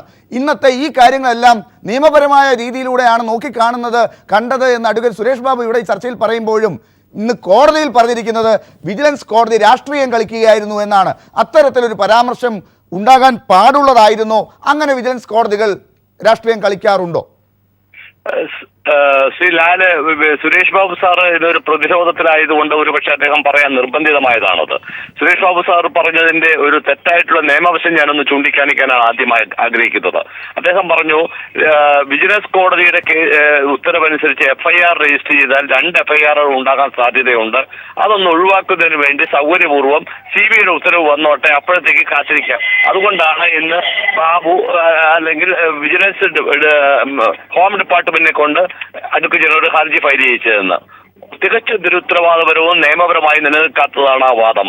ഞാൻ അതിന്റെ നിയമപരമായ വശം പറയാം. നമ്മുടെ സംസ്ഥാനത്ത് ഒരേ ഏജൻസി തന്നെ ഒരേ കാര്യത്തിൽ തന്നെ 2 FIR എടുത്തു കഴിഞ്ഞാൽ അത് നിയമപരമായി നിലനിൽക്കുന്നതാണോ ഇല്ലയോ എന്നുള്ള കേസ് കൂത്തുപറമ്പ് സംഭവവുമായിട്ട് ബന്ധപ്പെട്ട് TT Antony versus state of Kerala എന്ന കേസിൽ വിധിക്കുകയുണ്ടായി. അങ്ങനെ 2 FIR പാടില്ല എന്ന് പറഞ്ഞു. എന്നാൽ പിന്നീട് 2014 സുപ്രീം കോടതി 2 FIR വേണമെങ്കിൽ ആകാമെന്ന നിലപാട് വരെ എടുത്തിട്ടുണ്ട്. അത് ഒരേ ഏജൻസി തന്നെ അന്വേഷിക്കുന്നത്. പക്ഷെ ഇവിടെ വിഷയം അങ്ങനെയല്ല. ഇവിടെ ഈ സംഭവത്തിന് മറ്റൊരു അന്വേഷണ ഏജൻസിയാണ് CBI. അതൊരു കേന്ദ്ര അന്വേഷണ ഏജൻസി എന്ന നിലയ്ക്കാണ് അതിന്റെ ചുമതലയേക്കുന്നത് FIR എടുക്കുക. അതുകൊണ്ട് നിയമപരമായി യാതൊരു പ്രതിസന്ധിയോ കുഴപ്പമോ നിയമപരമായി പിൻബലമോ കിട്ടാതെ പോകുന്നു എന്നുള്ള ആശങ്ക പോലുമില്ല. അങ്ങനെ ഇരിക്കെ വളരെ സൗകര്യപൂർവ്വം നിയമപരമായിട്ടുള്ളൊരു വിഷയത്തെ തെറ്റിദ്ധാരണാജനകമായി അദ്ദേഹം പറയാൻ പാടില്ലായിരുന്നു എന്നതാണ് എന്റെ ആദ്യത്തെ അഭിപ്രായം. രണ്ടാമത് ശ്രീ ലാല് ചോദിച്ച വിഷയം അഡ്വക്കേറ്റ് ജനറൽ വിജിലൻസ് കോടതികൾ രാഷ്ട്രീയം കളിക്കുന്നു എന്ന് പറയുന്നത് ശരിയാണോ ഇല്ലെന്ന്. ഒരിക്കലും അങ്ങനെ പറയാൻ പാടില്ല. കാരണം കോടതികൾ ഈ രാഷ്ട്രീയമായിട്ട് ഇന്ന് നമ്മൾ നടത്തുന്ന ചർച്ചകൾ പോലും കണ്ടിട്ട് നാളെ കോടതിയിൽ ഒരു അഭിപ്രായം പറയുന്ന വിഭാഗമേ അല്ല. മാത്രവുമല്ല, കേൾക്കുന്നുണ്ടല്ലോ അല്ലേ? കേൾക്കുന്നുണ്ട്, പറഞ്ഞോളൂ. കോടതികൾക്ക് അവരെ കുറിച്ച് ഉന്നയിക്കപ്പെടുന്ന പരാമർശങ്ങൾക്കോ അല്ലെങ്കിൽ ഇതേപോലുള്ള ആക്ഷേപങ്ങൾക്കോ ഇതേപോലെ നിരുത്തരവാദമായിട്ടുള്ള പ്രസ്താവനകൾക്കോ മറുപടി പറയാനായിട്ട് യാതൊരു സാധ്യതയുമില്ലാത്തൊരു വിഭാഗത്തെ പ്രതിനിധീകരിക്കുന്ന ആളുകളാണ്. അവരെ നമ്മൾ ഈ കൂട്ടിലടച്ച് നിൽക്കുന്ന അവസ്ഥയിൽ ചാട്ടവാർ കൊണ്ട് അടിക്കുന്നത് പോലെയാണ് അവർ സ്വതന്ത്രമായി നിഷ്പക്ഷമായി നടത്തുന്ന പ്രവർത്തനങ്ങളെ ഈ രീതിയിൽ ഒരു പരോക്ഷമായ രീതിയിൽ ഇതിനെ എല്ലാം ചിത്രീകരിക്കാൻ ശ്രമിക്കുക. രാഷ്ട്രീയം എന്ന് പറയുന്നത് ഒരുപക്ഷെ പുറമേക്കുള്ള സംഗതി. കോടതി ആരും തന്നെ രാഷ്ട്രീയം പറയാറില്ല.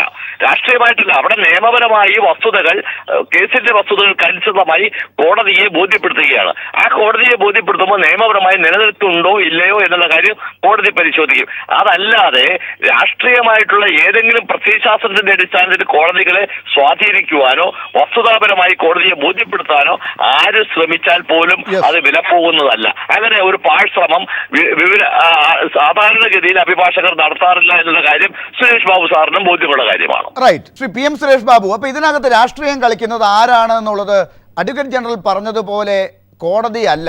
ഇതിനകത്ത് രാഷ്ട്രീയം ആരാണ് എന്നുള്ളത് ഇപ്പോൾ നിരീക്ഷകരൊക്കെ പറയുന്നത് പോലെ തന്നെ ശ്രീ കെ ബാബുവിന് കഴിഞ്ഞ ദിവസം ഈ തിരിച്ചടി കിട്ടുന്നതിന് കോടതിയിൽ വാദിച്ച വിജിലൻസ് 1 മാസം കൂടി കൂടുതൽ സമയം ചോദിച്ചപ്പോഴാണ് കോടതി പ്രകോപിച്ചിട്ട് ആ കേസ് ഈ രീതിയിലാക്കി തീർത്തത്. കെ ബാബുവിന് ഇപ്പോൾ രാജിവെക്കേണ്ടി വന്നത്. അവിടെ I ഗ്രൂപ്പിനാണ് അതിൻ്റെ മുഴുവൻ അടിയും A ഗ്രൂപ്പ് കൊടുക്കുന്നത്. അതിന് ഉത്തരവാദി I ഗ്രൂപ്പാണെന്നാണ് പലരും രഹസ്യമായും പരസ്യമായും പറയുന്നത്. ഇന്നിപ്പോൾ ഇതാ CBIയുടെ കേസ് വാദിക്കേണ്ടിടത്ത് പോയി സ്റ്റേ എന്ന് പറഞ്ഞാൽ ആരും ആവശ്യപ്പെടാത്ത വിജിലൻസ് വകുപ്പ് പോലും ആവശ്യപ്പെടാതെ ആ കാര്യം അഡ്വക്കേറ്റ് ജനറൽ എടുത്തിട്ടുണ്ടെങ്കിൽ ഒന്നുകിൽ അത് വലിയ ബുദ്ധി കാണിച്ചുകൊണ്ട് കെ ബാബുവിനെ രക്ഷിക്കാൻ വേണ്ടി എ ഗ്രൂപ്പിൻ്റെ ആളുകൾ ആരൊക്കെയോ ചെയ്തു, അതല്ലെങ്കിൽ വീണ്ടും ഈ വകുപ്പ് കയ്യിലുള്ള ആളുകൾ തന്നെ വീണ്ടും ഒരു പണി കൂടെ കൊടുത്തിരിക്കുകയാണ് എന്ന് പറയേണ്ടി വരും. രാഷ്ട്രീയം പറയുന്നവർക്ക് മനസ്സിലാകുന്നത് ഈ രാഷ്ട്രീയമാണ് കോടതികളിൽ ഇപ്പുറത്തെ ഭാഗത്ത് നടക്കുന്നത്, ജഡ്ജിമാരുടെ ഭാഗത്തല്ല എന്നാണ്. ശ്രീ PM സുരേഷ് ബാബു.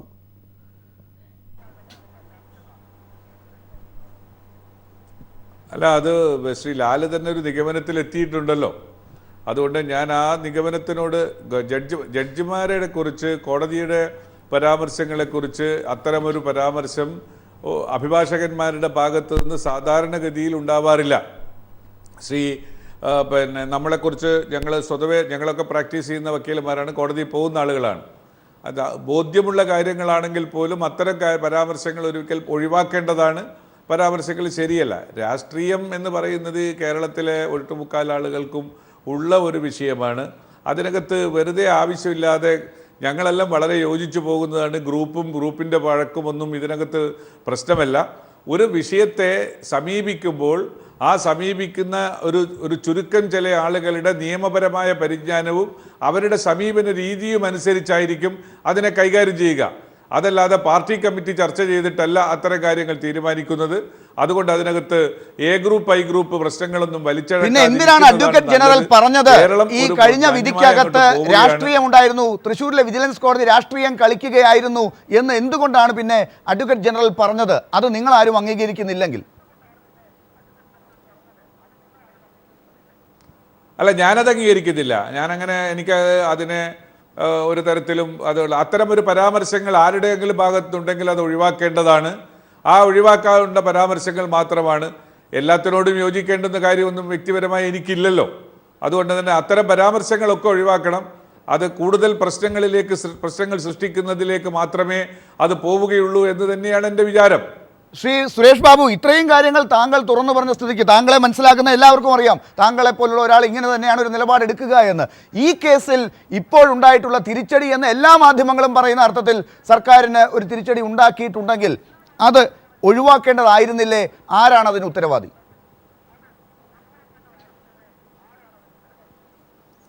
ഞാൻ പറഞ്ഞതിൻ്റെ അകത്ത് വളരെ കാര്യങ്ങൾ വ്യക്തമാണ്. ഓരോ വിഷയങ്ങളെക്കുറിച്ചും ചർച്ച ചെയ്യുമ്പോൾ വളരെ ചുരുക്കം ആളുകൾ കൂടിയിരുന്നാണ് ഒരു തീരുമാനത്തിലേക്ക് എത്തുക. അത്തരം തീരുമാനങ്ങളിൽ നിന്ന് അവരെടുക്കുന്ന ഒരു സമീപനത്തിന് തിരിച്ചടിയോ ഗുണമോ രണ്ടും ഉണ്ടാവുമല്ലോ. ഒരിക്കൽ അത് സക്സസ്ഫുൾ ആവും, വേറൊരു തരത്തിൽ അത് ചിലപ്പോൾ തിരിച്ചടിയായി പോകും. ഇതിനെ തന്നെയാണ് ശ്രീ സുരേഷ് ബാബു ഞാൻ നേരത്തെ മറ്റൊരു ഭാഷയിൽ പറഞ്ഞത്. കുറച്ച് ആളുകൾ മാത്രം കൂടിയിരുന്ന് എടുത്ത തീരുമാനമാണ്. അതിന് ഞാനിട്ട പേര്, ഞാനല്ല മറ്റു നിരീക്ഷകർ ഇട്ട പേര് എ ഗ്രൂപ്പ് എന്നായിരുന്നു.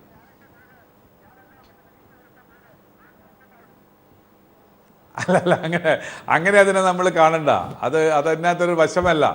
അങ്ങനെ ഒരു ആ രൂപത്തിലല്ല അത്. എനിക്കതറിയാം. അങ്ങനെ ഒരു ഗ്രൂപ്പ്. ഞാൻ തിരിച്ചെത്താം. ശ്രീ അജിത് കുമാർ, താങ്കൾക്ക് ഈ പറയുന്ന കാര്യങ്ങളൊക്കെ കുറച്ചുപേർ കൂടിയിരുന്ന് എടുക്കുന്ന തീരുമാനങ്ങളും ഇതിൻ്റെ പ്രത്യാഘാതങ്ങളും ഒക്കെ അറിയാവുന്ന ഒരാളാണല്ലോ. ശ്രീ PM സുരേഷ് ബാബുവിന് പറയുന്നതിന് ചില പരിമിതികളുമുണ്ട്. താങ്കൾ മനസ്സിലാക്കുന്ന ഇതിനകത്തുള്ള രാഷ്ട്രീയം എന്താണ്?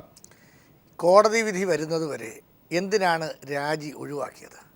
സത്യത്തിൽ കോടതി ഒരു പരാമർശം നടത്തുമ്പോൾ അതുകൊണ്ട് അതിൻ്റെ പേരിൽ രാജി, അതിനു മുമ്പേ വെച്ചിരുന്നെങ്കിൽ ഇവരുടെയൊക്കെ പ്രതിച്ഛായ എത്രമാത്രം ഉയർന്നേനെ. കോടതി ഇനി കേസ് നടത്തി. ഇപ്പോൾ കെ ബാബുവിനെതിരെ വിജിലൻസ് അന്വേഷണം നടത്തി.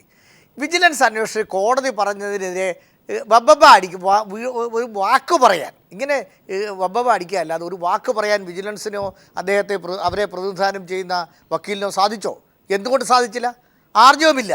അപ്പോൾ വിജിലൻസ് ഇപ്പോഴത്തെ ഏറ്റവും പ്രധാനപ്പെട്ട പ്രശ്നം, ഈ വിജിലൻസും പോലീസ് അന്വേഷണ സംവിധാനങ്ങളാകെ ഗവൺമെൻറ്റിൻ്റെ ആയുധങ്ങളാണ്. ഗവൺമെൻറ്റിൽ നിന്ന് വേറിട്ട അന്വേഷണ സംവിധാനം വേണം.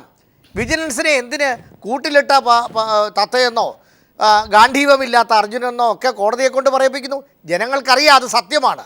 അതുകൊണ്ട് വിജിലൻസ് അന്വേഷണവും ഈ രാഷ്ട്രീയക്കാർ ഓരോ ഭരണകൂടം മാറി വരുമ്പോൾ അവിടെ ഏറാൻമൂളികളെയും പ്രവർത്തകരെയും റീഹാബിലിറ്റേറ്റ് ചെയ്യാനുള്ള ഒരു ഏർപ്പാടായി വക്കീലുമാരുടെ നിയമനവും ഒക്കെ ഉണ്ടായാൽ ഇത് തന്നെ സംഭവിക്കും.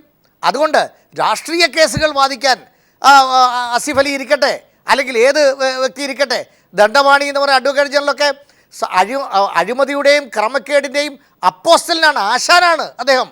അവരെ കൊണ്ടുവച്ചിട്ട് അഴിമതിക്കാരെ സംരക്ഷിക്കുന്ന ഒരു സംവിധാനം എന്ന് ജനങ്ങൾ പൂർണ്ണമായി വിശ്വസിക്കുന്നു.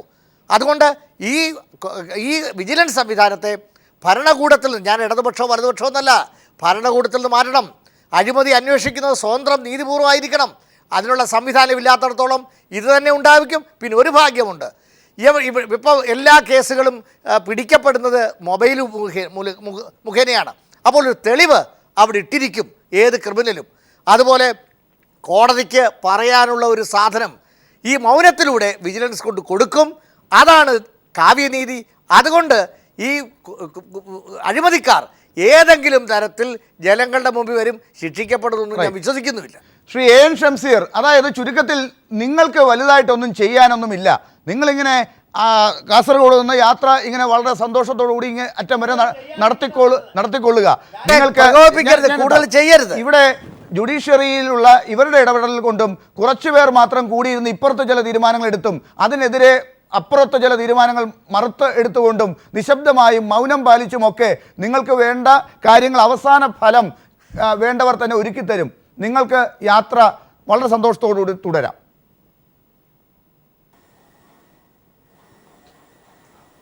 ഞാൻ പറയൂ ലാൽ, ഈ വിഷയം എന്തുകൊണ്ട് കോടതിക്ക് ആക്ട് ചെയ്യേണ്ടി വന്നു? കോടതിക്ക് മുന്നിൽ ഈ വിഷയം കൊണ്ടുവന്നത് ആരാണ്? മാധ്യമങ്ങൾക്ക് എന്തുകൊണ്ട് ഈ വിഷയം ഏറ്റെടുക്കേണ്ടി വന്നു? ഇടതുപക്ഷ പ്രസ്ഥാനങ്ങൾ, പ്രത്യേകിച്ച് CPM നടത്തുന്ന നവകേരള മാർച്ച് ഉൾപ്പെടെ കേരളത്തിൽ നടത്തിയ സമരം, മാണിക്കത്തിൽ നടത്തിയ സമരം, ഞാൻ പറഞ്ഞല്ലോ. എന്നാ പിന്നെ അജിത്ത് പറയുമ്പോൾ ഞാൻ കേട്ടല്ലോ, ചേട്ടൻ പറയുമ്പോൾ ഞാനെല്ലാം മിണ്ടാതിരുന്ന് കേട്ടതാണ്. അപ്പോൾ ചേട്ടനേക്കാൾ പ്രായത്തിൽ ചെറുപ്പമുള്ള ഞാനാണ് യഥാർത്ഥത്തെ കുറിച്ച് അപക്വത കാണിക്കേണ്ടത്. പക്ഷെ അദ്ദേഹമാണ് അപക്വത കാണിക്കുന്നത്. ഞാൻ ചർച്ച ചെയ്യുമ്പോൾ ഇൻ്റർഫിയർ ചെയ്യുന്നത് അതൊരു ഡിസ്കഷന് ഭൂഷണമല്ല.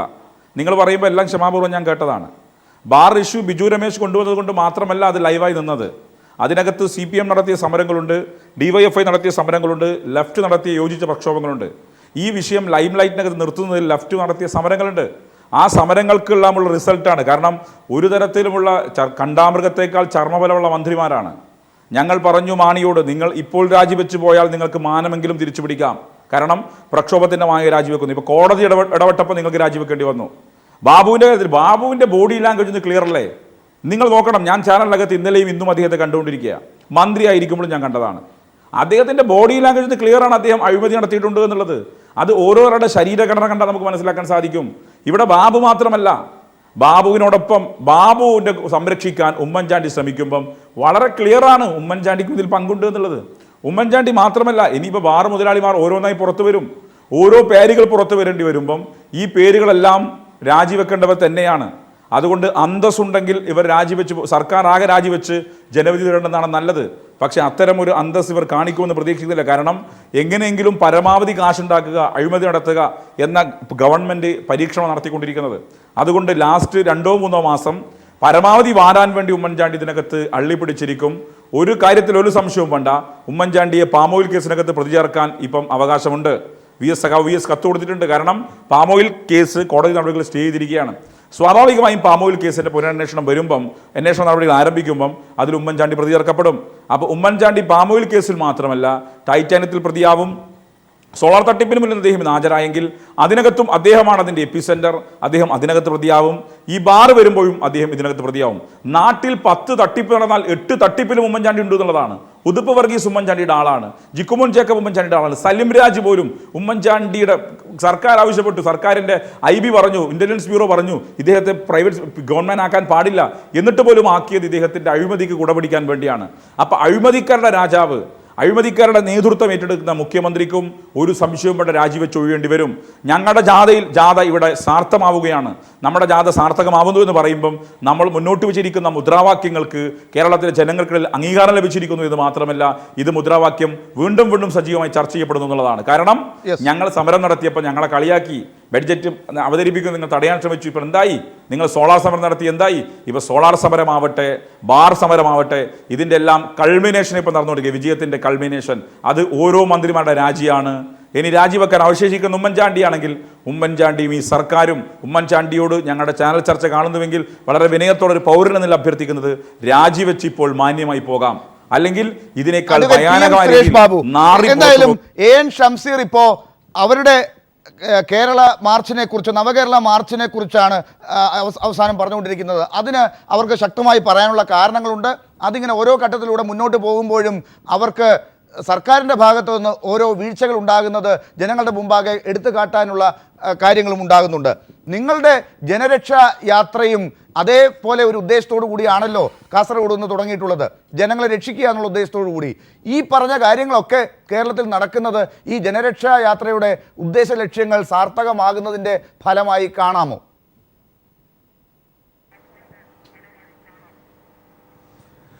അല്ല, ജനങ്ങളുടെ ഭാഗത്ത് നിന്നുകൊണ്ടുള്ള ഒരു രാഷ്ട്രീയ സമീപനമാണ് ഞങ്ങൾ സ്വീകരിക്കുന്നത് ശ്രീലാൽ. അതുകൊണ്ട് ജനങ്ങളെ CPM-ന്റെ അക്രമ രാഷ്ട്രീയത്തിൽ നിന്നും BJP-യുടെ വർഗീയ ഫാസിസത്തിൽ നിന്നും രക്ഷപ്പെടുത്തിയെടുക്കുന്നതിന് ഐക്യജനാധിപത്യ മുന്നണിയുടെ രാഷ്ട്രീയ സംവിധാനം തുടർന്നും അധികാരത്തിലേക്ക് വരണം എന്നുള്ളതാണ് ഞങ്ങൾ ജനങ്ങളോട് പറയുന്നത്. അതിൻ്റെ മുമ്പിൽ ജനങ്ങളുടെ മുമ്പിൽ അവതരിപ്പിക്കപ്പെട്ടിട്ടുള്ള ഈ കഴിഞ്ഞ കാലഘട്ടത്തിലെ ഭരണ നേട്ടങ്ങളെ ഞങ്ങൾ വളരെ അധിക പ്രാപ്തിയോടുകൂടി ജനങ്ങളുടെ മുമ്പിൽ അവതരിപ്പിക്കും. ശ്രീ ശംസീർ ഇവിടെ പറഞ്ഞിട്ടുള്ള ഒരു കാര്യങ്ങളും കേട്ട് ജനങ്ങൾ മടുത്തു പോയ കുറേ കാര്യങ്ങൾ വീണ്ടും വീണ്ടും ആവർത്തിച്ച് പറയുന്നു എന്നല്ലാതെ അതിനെക്കുറിച്ച് ജനങ്ങൾ ഒരു ഗൗരവത്തിൽ എടുക്കാൻ പോകുന്നില്ല. ജനങ്ങൾ ഐക്യജനാധിപത്യ മുന്നണിയുടെ കൂടെ നിൽക്കും. ജാഥ ശംഖുമുഖത്തേക്ക് എത്തുന്ന സമയത്ത് നമുക്കറിയാലോ, ബക്കറ്റിലെ വെള്ളത്തിൽ തിരയുണ്ടാവുകയില്ല എന്നുള്ള പരാമർശങ്ങളൊക്കെ നമ്മൾ കേട്ടാൽ അത്തരമൊരു പരാമർശങ്ങൾ കേരളം കാതോർക്കുകയാണ്. അതല്ലാതെ ഇതിനകത്ത് മറ്റ് ഇപ്പോഴും നിങ്ങൾക്ക് അതിന്റെ പ്രതീക്ഷയിലാണ് അങ്ങനെ വല്ലതൊക്കെ ഉണ്ടാകുമോ എന്ന്, അല്ലാതെ നിങ്ങളുടേതായ കാര്യങ്ങൾ എന്തെങ്കിലും ചെയ്യാനുണ്ടോ എന്നാണ് എന്റെ ചോദ്യം. ഞാൻ തിരിച്ചെത്താൻ മുമ്പ് ഷംസീർ എന്തോ ഇടപെടാൻ ശ്രമിക്കുന്നുണ്ടായിരുന്നു. ഷംസീർ, ഈ കേരള രക്ഷാമാർച്ച് എവിടെയുണ്ടെന്ന് അറിയണം സുരേഷ് ബാബു സാറേ. അതിപ്പോൾ കാണുന്നുണ്ടോ? അതുണ്ടോ? അതിനെവിടെയും സ്വീകരണങ്ങൾ ലഭിക്കുന്നുണ്ടോ? കേരള രക്ഷാമാർച്ച് ആരിൽ നിന്ന് ആരെ രക്ഷിക്കാൻ നിങ്ങൾ നടത്തിയത്? ഉമ്മൻചാണ്ടിയിൽ നിന്ന് കേരളത്തെ രക്ഷിക്കാനാണ് ഞങ്ങളും നടത്തുന്നത്. അതുകൊണ്ട് യഥാർത്ഥത്തിൽ ഈ സുരേഷ് ബാബുവും സുധീരനുമൊക്കെ ഞങ്ങളുടെ കൂടെയാണ് കൂടേണ്ടത്. ഈ കോൺഗ്രസിൽ നിന്ന് ഉമ്മൻചാണ്ടിയുടെ കരാളഹസ്തങ്ങളിൽ നിന്നും കേരളത്തെ രക്ഷിക്കാൻ, ഒരു പുതിയ കേരള സൃഷ്ടിക്കായി നവകേരള മാർച്ചിനെ പിന്തുണക്കാനാണ് നിങ്ങൾ മുന്നോട്ട് വരേണ്ടത്. കാരണം നിങ്ങളുടെ മുഖ്യമന്ത്രി നാട് ഭരിച്ചു മുടിച്ചിരിക്കുന്നു. ഈ നാട് വർഗീയ ശക്തികളുടെ കൈകളിലേക്ക് എഴുതി കൊടുത്തിരിക്കുന്നു. ഇനി അക്രമ രാഷ്ട്രീയമാണ് നിങ്ങൾ ഉയർത്തി കാണിക്കുന്നതെങ്കിൽ ഈ കേരളത്തിൽ കൊല്ലപ്പെട്ടത് 27 പ്രവർത്തകന്മാർ CPM-ൻ്റെതാണ് ഈ 4 വർഷത്തിനിടയിൽ. 55 മാസം തികയുമ്പം 27 മൃതദേഹങ്ങൾ ഏറ്റുവാങ്ങിയ പാർട്ടിയാണ് ഞങ്ങൾ. ഭൗതിക ശരീരവുമായി ഇടത്തെ നെഞ്ചിൽ കറുത്ത ബാഡ്ജ് ധരിച്ച് മുന്നോട്ട് പോയ നിങ്ങൾ ഞങ്ങൾ കൊല്ലപ്പെടുമ്പോൾ അത് ഇഗ്നോർ ചെയ്യും. തിരിച്ചെന്തെങ്കിലും ഞങ്ങളിൽ ആരോപിക്കപ്പെടുന്ന കുറ്റങ്ങളുണ്ടാകും, അത് ഗ്ലോറിഫൈ ചെയ്യും. നിങ്ങളുടെ ഒരു സ്ട്രാറ്റജിയാണ്, നിങ്ങൾ ചെയ്തുകൊണ്ടിരിക്കുന്ന പ്രവർത്തനം അത് തന്നെയാണ്. ഞാൻ ഒരു കാര്യം പറയാം, കൊലപാതക രാഷ്ട്രീയം പറഞ്ഞതുകൊണ്ട്. UAPA കേസ്, ലാൽ ഉൾപ്പെടെയുള്ള മാധ്യമപ്രവർത്തകർ ചർച്ച ചെയ്യേണ്ട വിഷയമാണ്. UAPA കേസ് കണ്ണൂരിനകത്ത് 3 മർഡറിനകത്താണ് ഉണ്ടായത്. 1 മനോജിൻ്റെ മർഡർ, 2 പള്ളിച്ചാൽ വിനോദനും പ്രേമനും, ഇവർ 2 പേരും കൊല്ലപ്പെട്ടത് CPM പ്രവർത്തകന്മാരാണ്. ഈ 2 കൊലപാതക കേസിലെ പ്രതികൾക്ക് ജാമ്യം കിട്ടി. ഇവരുടെ DGP അസഫ് അലി ഉണ്ടല്ലോ, ഈ അസഫ് അലി RSSുമായി സന്ധി ചെയ്തിരിക്കുകയാണ്. ഇവരുടെ RSS നേതൃത്വമായി കോൺഗ്രസ് സന്ധി ചെയ്തിരിക്കുക. അതിൻ്റെ ഭാഗമായി ഈ 2 മർഡർ കേസിലെയും മുഴുവൻ പ്രതികളും ജാമ്യത്തിലിറങ്ങി പുറത്തു പോയിരിക്കുക. ഈ മർഡറിൽ ജാമ്യത്തിലിറങ്ങി പുറത്തുപോയതുമായി ബന്ധപ്പെട്ട് ഞങ്ങൾ പ്രതിഷേധം രേഖപ്പെടുത്തിയപ്പം ആ കേസ് അന്വേഷിക്കുന്ന PN വിശ്വനാഥൻ എന്ന് പറയുന്ന DYSP ക്രൈംബ്രാഞ്ച് ഇവിടുത്തെ DGP അസഫ് അലിയോട് പറഞ്ഞു, നിങ്ങൾ ആ ജാമ്യം റദ്ദ് ചെയ്യാൻ വേണ്ടി ഹൈക്കോടതി പോകണം. ഇതിന് പോലും പോവാൻ തയ്യാറാവാത്ത DGPയും ഇതിന് പോലും തയ്യാറാവാത്ത സർക്കാരുമാണ്. ഇവിടെ ഡുവൽ ജസ്റ്റിസ് ആണ്. CPM-ന് ഒരു നിയമം, മറുഭാഗത്ത് മറ്റുള്ളവർക്ക് ഒരു നിയമം എന്നുള്ളതാണ്. ഒരുപക്ഷേ ഇത് കുറച്ച് ആളുകൾ മാത്രം തീരുമാനിക്കുന്നത് കൊണ്ട് സംഭവിക്കുന്നതാണോ ഇത്തരം കാര്യങ്ങൾ? എനിക്ക് ഷംസീറിന്റെ ഒന്നും കേൾക്കാൻ കഴിഞ്ഞില്ല, വല്ലാതെ ക്ലിയറിംഗ് ആയിട്ട് ഒന്ന് എക്സ്പ്ലെയിൻ ചെയ്യുമെങ്കിൽ ഞാൻ പറയാം. അതായത് അഡ്വക്കേറ്റ് PM സുരേഷ് ബാബു, എന്തായാലും കൊലപാതക രാഷ്ട്രീയത്തെക്കുറിച്ചാണ് പ്രധാനമായിട്ട് അങ്ങയുടെ പരാമർശത്തെ ഷംസീർ തൊട്ടത്. UAPA പോലെയുള്ള കാര്യങ്ങളൊക്കെ അവർക്ക് എതിരായിട്ട് മാത്രം പ്രയോഗിക്കുന്ന അവസ്ഥയുണ്ട്. അവിടെ ആസിഫ് അലിയെ പോലെയുള്ള ഡയറക്ടർ ജനറൽ ഓഫ് പ്രോസിക്യൂഷനൊക്കെ ഇടപെടുന്നത് ഇത്തരത്തിൽ CPM-നെതിരായിട്ടാണ്, രാഷ്ട്രീയപരമായിട്ടാണ് ഇടപെടുന്നത്. ഇതൊക്കെ ഇങ്ങനെയൊക്കെ നടക്കുന്നത് കുറച്ചുപേർ മാത്രം കാര്യങ്ങൾ തീരുമാനിക്കുന്നത് കൊണ്ടാണോ എന്നതായിരുന്നു എൻ്റെ ചോദ്യം. അല്ല, വ്യക്തിപരമായി ഞങ്ങൾ പാർട്ടിപരമായ ഒരു തീരുമാനമൊന്നും എടുത്തിട്ടില്ല. വ്യക്തിപരമായി മനുഷ്യാവകാശ ലംഘനങ്ങൾ കൂടുതൽ നടത്തപ്പെടുന്ന UAPA പോലെയുള്ള നിയമങ്ങൾ പാടില്ല എന്നാണ് എൻ്റെ വ്യക്തിപരമായ അഭിപ്രായം. അതിനകത്തൊന്നും ഒരു തർക്കമില്ല. അത് മാർക്സിസ്റ്റ് പാർട്ടിക്കെതിരായാലും അത് മറ്റേതെങ്കിലും സംഘടനകൾക്കെതിരായാലും ഉപയോഗിച്ചാലും അത്തരം നിയമങ്ങളെ പാടില്ല. ഇന്ത്യയിൽ ഇന്ന് നേരത്തെ അങ്ങനെയെങ്കിൽ സുരേഷ് ബാബു സാർ, നിങ്ങൾ ചെന്നിത്തലയുടെ മുഖത്ത് നോക്കി പറയുമോ? നിങ്ങൾ നിങ്ങളുടെ പാർട്ടിക്കകത്ത് പറയുമോ? നിങ്ങളുടെ ഡബിൾ സ്പീക്കും ഡബിൾ സ്റ്റാൻഡും മാറ്റണം. ഒരു ഭാഗത്ത് UAP എടുക്കുക. നിങ്ങൾക്ക് ഡബിൾ സ്പീക്കാണ്, നിങ്ങളുടെ പാർട്ടി അന്ന് തീരുമാനിച്ചിരുന്നെങ്കിൽ UAP എടുത്തു മാറ്റാൻ സാധിക്കുമായിരുന്നല്ലോ. എന്ത് നിങ്ങൾ എടുത്തു മാറ്റുന്നത്? അതുകൊണ്ട് ഇങ്ങനെ സംസാരിക്കരുത്. മനുഷ്യാവകാശ ലംഘനമാണ്, മനുഷ്യാവകാശ ധ്വംസം. പാർട്ടിക്കകത്ത് പറയേണ്ടുന്ന സന്ദർഭങ്ങൾ ഉണ്ടാകുമ്പോൾ UAPA പോലെയുള്ള കിരാത നിയമങ്ങളെ ഏതെല്ലാം തരത്തിൽ വേണ്ടെന്ന് വെക്കാൻ കഴിയുമോ അത് വേണ്ടെന്ന് വെക്കാനുള്ള സംവിധാനത്തിന് ഞാൻ എപ്പോഴും കൂടെ ഉണ്ടാകും. അങ്ങനെയാണെങ്കിൽ ഇപ്പൊ കെ ബാബുവിനെതിരായിട്ടുള്ള ഈ കേസിൽ അമിത താല്പര്യമെടുത്ത് കെ ബാബുവിനെ രക്ഷിക്കാൻ വേണ്ടിയുള്ള ശ്രമം നടത്തിയതിനെയാണല്ലോ ഇന്ന് വിമർശിച്ചത്, കോടതിയും വിമർശിച്ചത്, പ്രതിപക്ഷവും വിമർശിക്കുന്നത്. ഇത്തരം കാര്യങ്ങൾ കോടതിയെ രാഷ്ട്രീയപരമായി ആക്ഷേപിച്ചുകൊണ്ട് നടത്തുന്നതിന് താങ്കൾ എതിരാണെന്ന് നേരത്തെ പറയുകയും ചെയ്തു. ഇതും പാർട്ടി വേദികളിൽ താങ്കളെപ്പോലുള്ളവർ പറയാൻ തയ്യാറെടുക്കുകയാണോ? അല്ല, ഞാൻ പറഞ്ഞല്ലോ, കോടതി നിഷ്പക്ഷമായി പെരുമാറുന്ന ഒരു സ്വാഭാവിക നീതി കൊടുക്കുന്ന ഒരു സ്ഥാപനമാണ്. ആ സ്ഥാപനത്തെ കൈകാര്യം ചെയ്യേണ്ടത് ഇത്തരം പരാമർശങ്ങളിലൂടെയല്ല. ഇത്തരം പരാമർശങ്ങൾ നടത്തിയിട്ടല്ല കോടതിയുടെ നിഷ്പക്ഷത ഇല്ലായ്മയെ ചോദ്യം ചെയ്യേണ്ടത്. അതിന് വേറെ വഴികളുണ്ട്, ഞങ്ങൾക്കൊക്കെ വേറെ വഴികളുണ്ട്. അങ്ങനെ ഉണ്ടെങ്കിൽ ശ്രീ AG അങ്ങനെ പറഞ്ഞോ എന്നുള്ളത് എനിക്കറിയില്ല. വാർത്തകൾ അതനുസരിച്ചാണ് ഇപ്പോൾ ചോദ്യങ്ങൾ ഉണ്ടായതും അതിന് അങ്ങയുടെ മറുപടിയും കിട്ടി. നമുക്ക് സമയത്തിന്റെ പരിമിതി കൊണ്ട് മാത്രം ഇടപെടേണ്ടി വരുന്നു. ദയവായി ക്ഷമിക്കുക ശ്രീ R. അജിത് കുമാർ.